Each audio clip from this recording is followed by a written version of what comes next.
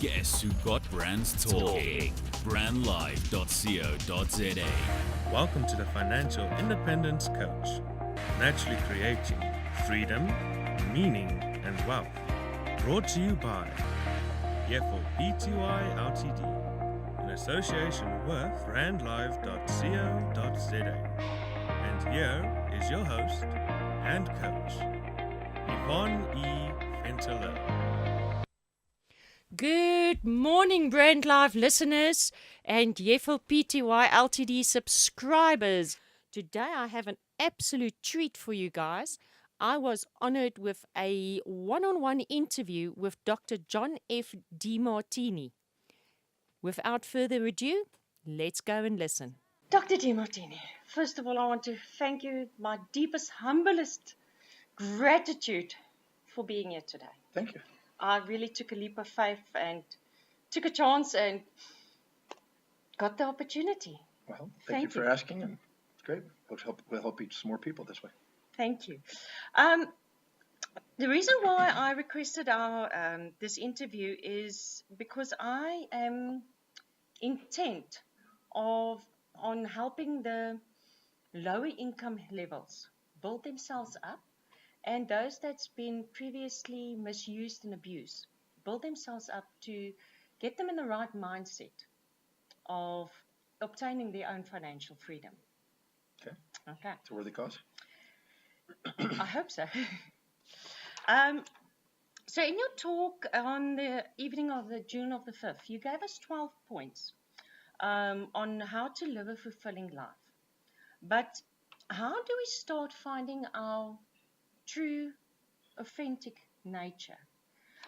If you go and look at your online questionnaires like the DISC profile, the Personality Plus, the Genius You, all of those, in my humble opinion, are based on nurturing instead of nature. Where do we start finding our true nature? Great question. Some of those profiles are Jungian quadrant-based systems that are a little bit typical, not trait-oriented, which means that they tend to put people into kind of a category of one of four categories, that type of thing. I'm a little leery of those because in different settings, people act out different roles and play out different ways. We're introverted at times, we're extroverted at times, depending on the situation. So categorizing ourselves that way really needs to be context specific. And I think they can mislead and they can be interpreted unwisely if it's not put into proper context. What I have attempted to do, not that that doesn't have value, it's just that it's not, people get stuck in the box.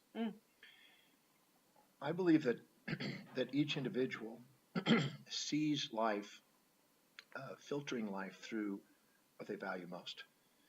And what I've done is I've created an objective evaluation as best I can. There's no way to get perfect objective, but the best I can to help a person identify what they really, really find important in their life. Now, Kohlberg, the psychologist, said that in stages of moral development, there's avoid pain, seek pleasure, and then there's subordination to mothers, fathers, preachers, teachers, which is individual authorities. Then there's subordination to collective authorities, peer pressures, at different levels of the dynamic of society. And we can get caught in tradition and, convention and mores and things. And we can lose ourself in that, trying to fit in and try to be socialized and be part of something, and lose who we really are and kind of repress that. Freud called it the superego, the injunctions of and injected values of outer authorities running our life and causing internal conflicts and in some cases moral development, moral paradoxes. So I try to get past those things and try to get in and look at what their life demonstrates, because whatever we value is impacting how we perceive, decide, and act. And I've tried to go a little bit farther than that, because if I just ask somebody what you value most, what's most important in your life, they'll tell you social idealisms, truth, honesty, integrity, and all this kind of stuff that sounds neat. But when I get down into what their life really demonstrates, it's different. So I look at what they fill their space with. Even a baby will put things around its space and keep things around itself and push things away from it that it likes and dislikes. Before, it's been a lot of socialization. Then I look at how people fill their space, and things that are really valuable to you keep close to you, and things that aren't, you push away. If I gave you something that had zero value, you put it in the trash. You wouldn't let me know it, but you put it in the trash. If you thought maybe I could give it to a friend, it might help somebody or help me later in life, you might store it. But you won't keep it around you. You'll just put it in the garage or attic or closet or something. So how you fill your space has a lot to do with what you really value. And what you value has a lot to do with what you're going to make decisions about. Because things that support that value you're going to do, and things that go against it you're going to be avoiding. I then look at how much time you spend on it. Things that are really valuable, you make time, spend time, and find time for. And things you don't have time for and don't want to make time for is lower on the value list.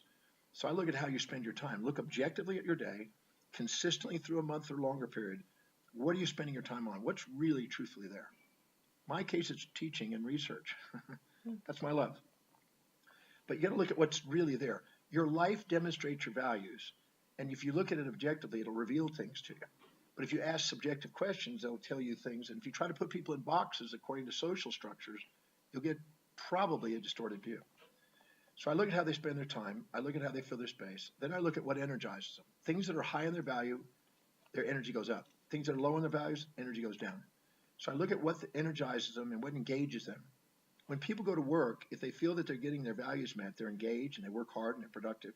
If they don't, they want to take a break, they want to escape, they want to take time off, they want bonuses, they want things because they're not engaged. So I look at what is it that you're engaged in and energized by. The fourth one is, what do you spend your money on? When you get money, things that are valuable to you, spend money on. Things that aren't valuable to you, you'll say, I don't want to pay, I don't want to blow it there. So I look at if you look at your checkbook consistently, month by month, it's telling you what you value. Maybe a house, maybe transport, maybe education, maybe your kids. That tells you factually what you're spending your money on. And people say, well, I have to do it. It's, I got to go to work. Well, there's some women out there and men out there that delegate that to a spouse. And the spouse goes to work and they take care of the kids. So the real truth is you wouldn't be doing what you're doing and going to work if you didn't feel that you wanted a bit of autonomy, you want to make your own money, didn't want to rely on somebody. Your values are creating that reality. So I look at those. And then I look at where they're most organized and ordered. So there's things that are really, really important to you, you organize. I was on a plane flying in first class, I think Australia, and there was a lovely 11-year-old girl sitting with rubber horses on her tray on the front row. And her father was sitting next to her, and they had all the horses arranged in size. And I stood there. I was about to go to the restroom. I was just standing there, and I finally spoke up. I said, "You love horses, huh?" She goes, "I do." And I said, I asked, "Do you mind if I ask you some questions?" And I went through the value determination process with her. Every one of them were horses. Everything was horses. She filled her space with horses. She spent her time with horses. What energizes being with horses and studying horses. And when she had money, she bought things with the horses. She even had a horse. Where she was most organized, they were showing up on her house and her room everything was horse and all organized. I then look at what are you most spontaneously disciplined to do that nobody has to remind you to do, because that tells you what you value. When you're inspired from within and you're intrinsically driven, an intrinsic value, that's not an external value. That's something you can't wait to get up and do spontaneously. Not because you should, not because of duty, not because of ought to, supposed to's, not imperatives, not injunctions, but just spontaneous actions. So I look at what that is and look at what you spontaneously do. Then I look at what you internally think about most, about how you want your life that shows evidence coming true. I look at what you visualize most about how you want your life that shows evidence coming true. If there's no evidence, it can't be the answer. So if you think about, I want to travel the world, but you're not traveling, you don't put it. But if you're thinking about, I want to travel the world, and you're traveling, then there's a congruency there. Then I look at what you internally say to yourself in an internal dialogue, not the negative self-talk, but the talk that is actually coming true in your life about how you want your life. Then I look at when you're in social conversations, what do you keep wanting to bring the conversation to? What do you want to talk about most? That tells me a lot about what you value. Some people come up to you and said, how's your kids? Or how's your business? Or how's your golf game? They always want to bring the conversation into something they can engage them. So what do you converse about? What do you want to talk about? And if you get to talk about it, you'll talk all night about it. Then I look at what inspires you the most. What brings tears of inspiration when you're doing it or thinking about it? And what's common to the people that have inspired you in your life? And there's a pattern there. And these things are all repeated patterns. These answers will be the same answers repeated back. Sometimes there's all 13 answers are the same on some of those answers. So I look at what inspires you and what's common to people inspire you. Then I look at what are the three most consistent, persistent goals you have about how you want your life that shows evidence coming true. Not things that are fantasies, but things that are coming true. So I said that I wanted to travel the world and I wanted to teach. I want to research the law of the universe. That's all come true. I also had a little fantasy. I said, I want to be an international sex symbol. That's never come true. That was no signs of that. But those are fantasies. And people, when they set fantasies, they beat themselves up because there's no reality to it. But the ones that are coming true are affirmative. And then the last one is, what is the thing you can't wait to study, learn about, read about, listen to about, view on YouTube? What are you engaged and want to learn? Because the thing you want to learn about most is what's valuable. So if I go and answer 3 answers for each of those 13 questions, which I call the value determinants, and list those, the same answers will show up. And I go and and there'll be synonyms or the same answers. And you'll find out that the ones that show up most is the first highest value, the second most common, second value, third most common. And most people, if they do that questionnaire, and it's on my website, will have usually 3 to 5 values summarized. And the one at the top is the highest value. That's the thing that they're most committed to. Their life revolves around, their identity revolves around it. It's what they're committed to. And if you're dedicated to being raising family and you're a mother, it'll show up mother. If your highest entrepreneurship is what your goal is, it'll show up entrepreneur. If it's social causes, it'll show up there. It'll be pretty accurate. I mean, I've asked thousands of people over 40 years this, and it nails it. So it gives some higher objective view, and it's only as valuable as the person doing it. And if I'm there with them, I'll make sure they're accountable. But sometimes I want to write down what it should be or ought to be, and then they don't have a certainty at the end. So you want to make sure that it's an objective, real observation, what their life demonstrates. And that gives you a pretty good indication of what they're committed to. And if they build their life around that and structure their life and delegating other things that are lower in priority to others and get on with highest priorities, their self-worth goes up, their achievements go up, their accomplishments go up. And if they apply the formula that I mentioned the other night, according to that, they'll excel. Oh, wonderful. I have not had the honor to attend the Breakthrough System process or the Prophecy One experience as per yet. But could you explain to us why is it for us as humans so important to confront and question our subconscious beliefs or ultimately our subconscious blocks? Well, I'll have to develop something here. So there's different models of psychology, and I'm just going to kind of synthesize a variety of them. If you're infatuated with someone, you meet somebody and you look up to them, and you're infatuated with them, you go, wow. Most men and women have had somebody they've been infatuated somewhere in their life. What they're doing, they're perceiving somebody that's supporting their values more than challenging it. They're looking up to them more than down. They're infatuated, not resentful. And they're conscious of the positives and unconscious of the negatives. And they are seeing more similarities than differences. And so they're drawn to this person.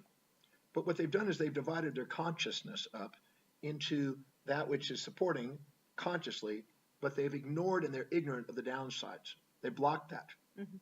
Now, when you get to know the person and live with the person, you find those others out. But in the beginning, you're infatuated, you're blind. And infatuation is blind to the downsides. Conscious of the positives, unconscious of the negatives. Now, later, you may resent that person. When you're resenting that person, you're now seeing more downsides than upsides, more negatives than positives, more challenges and supports, more differences and similarities. When you're infatuated with somebody, you say, oh my God, we have the same number of eyes, same number of ribs, similarities. When you're resentful, we're going in 2 different directions, we have nothing in common, we don't want the same things. So when you see more of those, you're blind now to the upsides and you're conscious of the downsides. So again, you're dividing your consciousness up into parts you're aware of and parts you're not, conscious and unconscious. Now, any one of those perceptions, if you're infatuated with somebody, they occupy space and time in your mind and run you. When you're resentful to somebody, they occupy space and time in your mind and run you. Your mind doesn't have a freedom when you're infatuated. You can't think of them. Got to get them out of your mind. You're thinking about them. When you're resentful, you're angry, you can't get them out of your mind. If you level the playing field and have equanimity and equity, and you're no longer putting them above you or below you, and you're putting as equal reflections, your mind's cleared. There's no noise in the mind. There's no electronic imbalances. And you're now fully conscious of the person, and you love the person. I always say love is a balance of those two. Because the person you love, you're going to like and dislike. You want to hug and slug, and you want to, hug and come close to and get away from. So when you balance those, you have love, and you feel a clear mind, and you have full consciousness. Now, all of the conscious, unconscious splits of all the infatuation, resentments we have are seeking and avoidings. Prey and predator, we call them. all of that is stored in the subconscious mind and doesn't allow us to escape that because it's occupying our mind. And it doesn't allow us to escape it. And it's running our physiology epigenetically and running our physiology to make sure we don't let those things go unloved and unappreciated. Because if we had only 24 hours to live, we want to say thank you, I love you to the people in our life that contribute to it. So anybody that we have infatuation, resentments to, we're not really in love with. We're having a partial view. And so our subconscious mind holds that in there, and that's running physiology, running illnesses, affecting our decisions, making us avoid and seek. Anything that's associated with those are going to make us seek or avoid. And it's most decisions we think are conscious are actually unconscious automaton reactions to these stored, subconsciously stored polarities. So in the Demartini method I do in the breakthrough experience, I bring those back into balance and liberate people from that. And the noise in the brain's gone, and they can make decisions that are truly theirs. Most people are automatons reacting to all that subconscious storage, that baggage that's sitting there. And they think that they're running their life, but they're actually being run by those things in the past. So without clearing those, they can affect our health. And I'm going over that in my program today. I'm talking about all the health issues and how those things are affecting health. Literally epigenetically, how the immune system's affected by it. I'm going through all the different components. Because anything that we haven't loved runs our life until we love it. And love in this case is not a romantic love, not infatuation, but an embracing of both sides, simultaneous of a person and owning who they are. If I went up to you and I said, you're always nice, you're never mean, you're always kind, you're never cruel, you're always positive, never negative, you're always sweet, you're never bitter, you're always generous, you're never stingy, you're always considerate, never inconsiderate. If I said that to you, you would have a bullshit meter that would go off and go, not exactly, because it'd be one-sided. Mm-hmm. If I said you're always mean, you're never nice, you're always cruel, you're never kind, you're always negative, never positive, you're always taking, never giving, always inconsiderate, never considerate, you're always wrathful, never peaceful, your bullshit meter would go off and go, no, that's not me. But if I said to you, sometimes you're nice, sometimes you're mean, sometimes you're kind, sometimes you're cruel, sometimes you're positive, sometimes you're negative, sometimes you're giving, sometimes you're taking, you may go, yeah. So what happens is anytime we see ourselves or others in an imbalanced way, our bullshit meter goes off. We don't have a clear consciousness. We know it's lie, and it's not a truthful. It's not a love of the person. It's an infatuation, resentment. It's a lopsided perception. And those create lopsided physiology and lopsided relationship dynamics and decision-making process. And it's called subjective biases. And those subjective biases go all the way to black and white, always mean, never nice, all the way, or go back to the balance and say, sometimes I'm nice, sometimes I'm mean. Mm-hmm. And that's healthy. The other ones are unhealthy. So that creates immune responses and physiological changes. And so my job in the breakthrough experience and in prophecy program is to train people about human behavior. So they're not living in delusions about who they are and who other people are. And if they identify what their highest values are, that's where they're most spontaneously inspired. That's where they're most objective. That's where they have the most expanded view of who they could be. That's when they're actually making wiser decisions. They're more objective and more rational.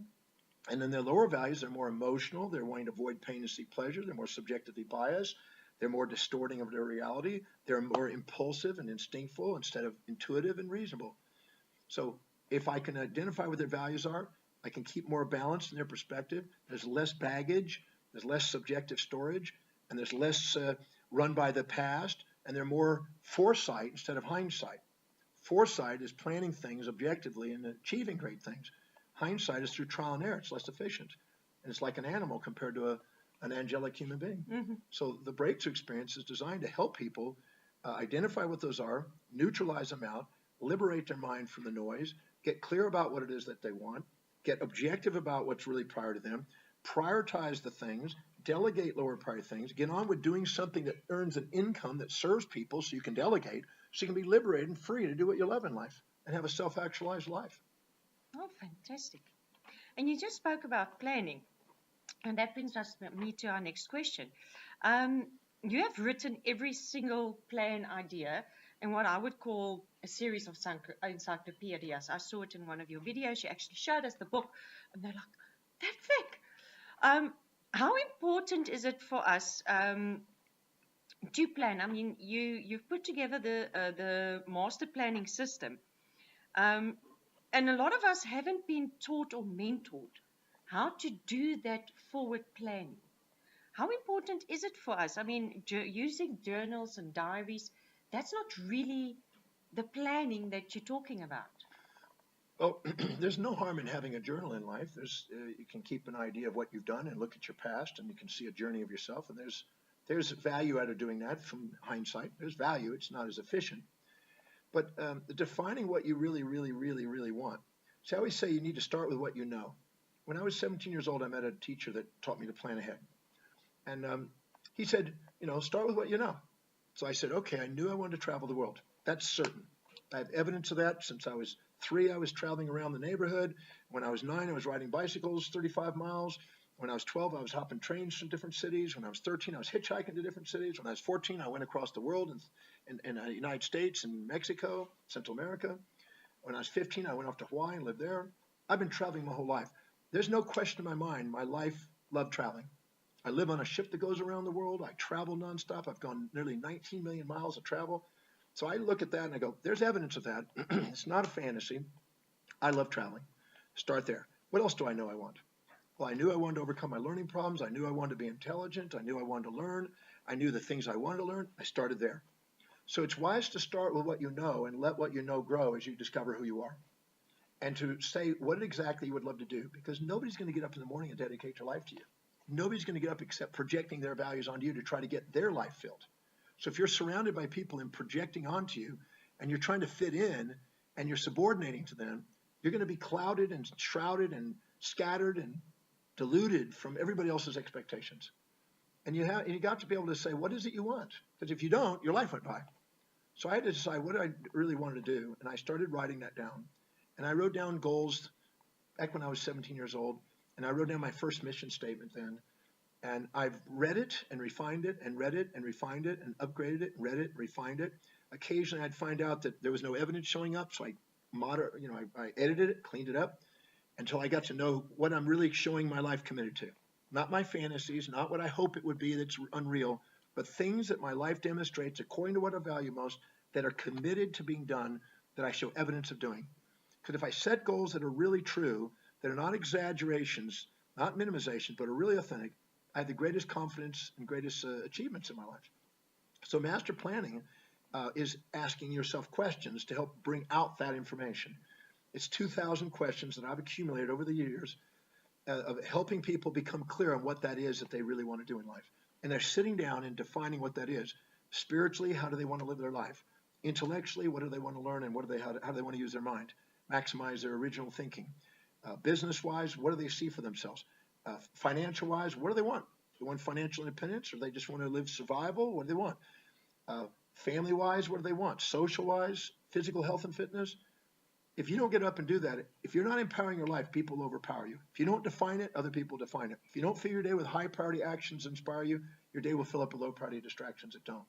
So master planning is designed for people who have maybe never taken the time or given themselves the time to think foresight and plan out what they want and put it down. And some people come there, they're so used to subordinating to other people and living in other people's expectations and setting fantasies for their life that they go, oh, you want to make God laugh, tell him your goals. And they think, oh, I don't want to do that. It's scary. I feel burdened by it. But people that set real goals in real time that are truly authentic according to their highest values, they love setting goals. They love metricing them. If you really love something, you love to metric it. The reason I keep records of it, and I have 4,000 pages of metrics, is because I love matching to make sure when I say something that I get feedback. Am I really committed to it? And if I see evidence of it, I'm certain. If I don't see any evidence of it, I must be lying to myself. Mm-hmm. And it gives me feedback to make sure I set real goals to get things done. And I don't see how you can achieve greatness. I can't imagine the tall building, this new building that's going up here in Santon. I can't imagine that done without a plan.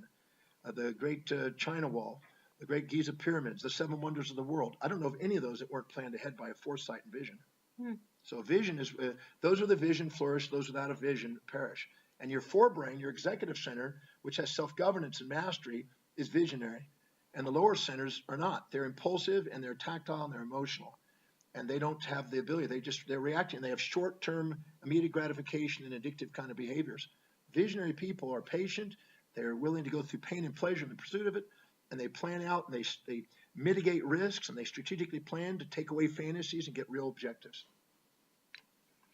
I think I need to implement a bit more of those in my own life. Should we have, well, let me start that again. We each should have our own measurement of success, as you stated the other night. In view of our current statistics, between 1 to 3% of the global population is financially independent or financially free. Shouldn't, and that's by a standard norm, shouldn't financially independence also be measured by, a self-measurement? Or what is financial independence really? Yeah, financial independence is a real factual specific. It's not a nebulous thing. Fulfillment is based on an individual value system because you don't have to have financial independence to have fulfillment. You can have fulfillment raising beautiful children in a nice little township home. But financial independence is a specific number built out of 10 questions. Number one is exactly what are your current total assets? What's your current total liabilities? What is your current total net worth? Assets minus liabilities. What is the total amount of money that you would love to live on annually, passively, often passive investments? How much do you want to live on per year? Let's say it's 100,000. Well, here it would be a million rand or something. Well, 1.2 million rand, I think. Okay, let's say it's 1.2 million. That's a specific number. If you don't have a specific number of what you want to live on, it's nebulous. You don't have anything to shoot for. Once you know that, then you ask the question, what is the average interest rate? With all my knowledge of learning, my finances, what's the average interest rate I can earn passively off my investments? Average. Say 6%. What's the average inflation rate over 100 years so I can get a realistic expectation of what inflation is going to do against it? Okay, let's say 5%. What is the total amount that I must have as a total net worth right now, earning 6%, that will give me 100,000 or 1.2 million rand? And then on top of that, I got to add 5% on top of that to factor in inflation. And whatever that amount is, if it earns 6%, it'll now give me that for the rest of my life, factoring in inflation. Now, the question is what's the shortfall between my current net worth and that? And then what's my strategy on getting that difference? And then if you do, most people are overwhelmed by that. They're just blown away by that because they go, there's no way I can do that. Because it's usually such a huge number. It's too overwhelming, most people. So then you have to come up with what is called an accelerated savings or investment technique. You start out smaller and you just, as you learn and you get more proficient, you expand it. And you learn how to run your business more efficiently and you learn how to save more and you do it over time. And you do an accelerated growth. So for a while, you're below that need. And then above it, you're later above that amount. So you can at least average that amount over a period of time that's reasonable. These are real numbers that are real objectives, that are real goals that people that get really financially independent follow. So fantasies and nebulous things, I hope it's going to happen, and fantasy, not going to happen. 99% of the people, if I ask people how many want to be financially independent, every hand will go up. If I ask how many are, the hands will go down. And I had 5,000 people one time in a talk. 7 people had their hand up that were financially independent. Very few people. It's less than 1% worldwide. In fact, globally, a decamillionaire is 0.213% globally. So when I saw that, I realized that all these people have fantasies about being wealthy, but they don't have a strategy. They don't have any plans. They don't have any clarity. They don't even know what it is. If they don't know those 10 things I just mentioned, they're guaranteed not to ever get financially independent. They have to have those in place. They have to be a clear objective, a clear strategy, a clear action step, a clear understanding of the math of that. Otherwise, they're just praying and hoping that it's going to happen. Now, that doesn't mean that a person might not get into a business that's inspiring and it may flourish. But I know people that have big businesses and still have no financial independence because they keep spending it on lifestyle. Because the hierarchy of their values will determine what they do with their money. Mm-hmm. And if they don't have a value on wealth building, then they keep spending it. They just raise their lifestyle and keep in debt. They have big homes, but no money, no savings. So that means that they're actively engaged in making money, and there's no problem with that. There's nothing wrong, no moral issue. But they won't have financial independence where their passive income is now exceeding their active income. I didn't have that until age 28. 28, I realized I did this exercise with all those 10 questions, and I realized, you know what? I'm great at saving money for things, but not actually investing money where it's working for me. So I don't want to be a slave to money all my life. I want it working for me. So that's when I had a shift in values. That's when I ran those numbers. I looked at what I needed to do. I put my strategy in place. I put my head to the ground, and I went and did it. You say you did that when you were 28. Is there ever a time that it's too late to do it? Well, if you're 20 years old, if you saved 10% of whatever you earned, you could potentially get independent by, say, 65.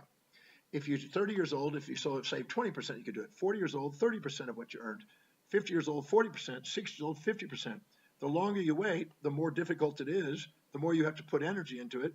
But there's no limit on the income a person can make and the way they manage it, except their own value system, because there's no limit on the income you make. You can go out and serve people. If you serve people more effectively, more efficiently, and serve and do something that serves vast numbers of people, you have vast income potential.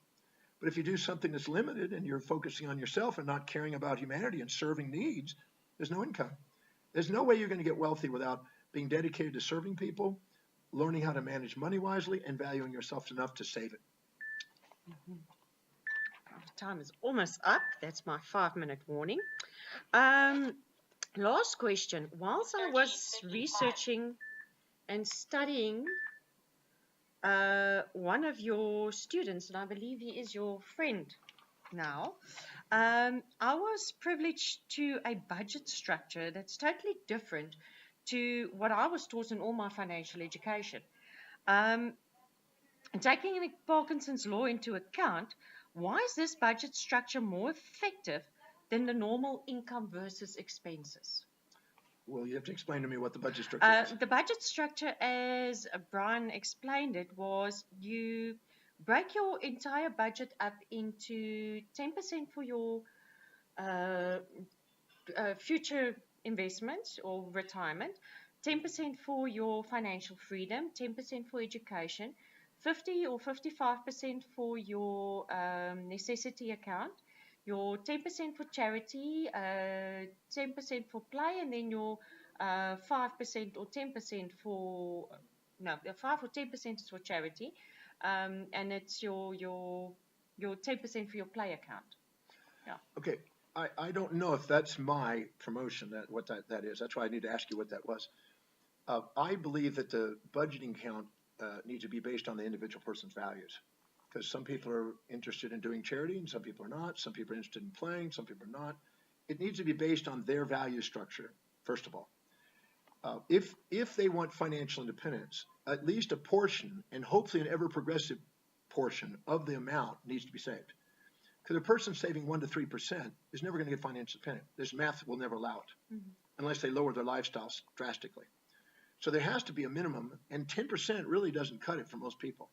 And if you're 20 years old, it might, but if you're 30 or 40, you never get there with 10%. You'll have a freedom in a sense, but you'll have to downgrade your life most of the time. So you have to stop and ask what you really want, and you have to structure it based on what your real values are, because you won't follow it anyway unless it's your real values.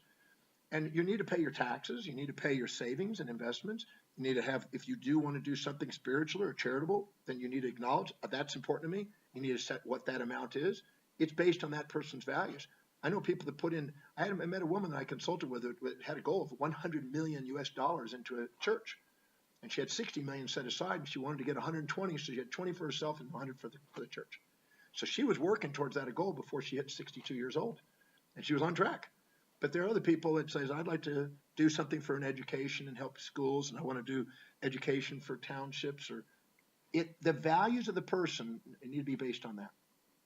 The allocations, you definitely need a savings account. I call it an immortal savings. This is money you don't ever spend.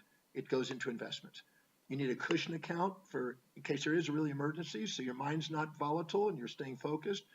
You need to have your tax account, because you need to have you pay your taxes. You need to contribute back to society that way at least. Then you need your depreciation account. Everything that depreciates and all the things you own are going to go down. You're going to have to replace it. You need to have prepared in increments instead of waiting for an emergency. Mm-hmm. Then you need to have if you do vacation, my life's a vacation, but if you need a vacation, you need to put a vacation account. If you know you want to do education, you need an education account. If you know you want to do charity, you need a charity account. It's based on what your values are. And I'm not going to make it right or wrong about what that is. And the ratios, I can't say are absolute, other than the savings for financial independence. Those have a minimum amount to achieve. The rest of them are based on what you want. So if you want to do education and you only want to spend 5,000 rands a month on it, then that's all you put aside. But if you are doing a heavy education, I do travel. I spend $1 million a year just on travel. Other people, they want to put 5,000 a year on travel. So it depends on the values. You structure it. But if you don't structure it, there's chaos. And money circulates through the economy from those who value it least to those who value it most. And it circulates from those who have the least order around it to those who have the most order around it. And if you don't structure and bring order to it, why would money go to you when you don't know how to manage it? It goes to people who know how to manage it. That's why the wealthy get wealthier and the poor usually get poorer. Mm-hmm. They don't know how to manage it. If you do an inventory and a value determination process on people that have no money, you'll see their values are leading them there. And you see people that have money, values are leading them there. Their values are dictating their financial destiny.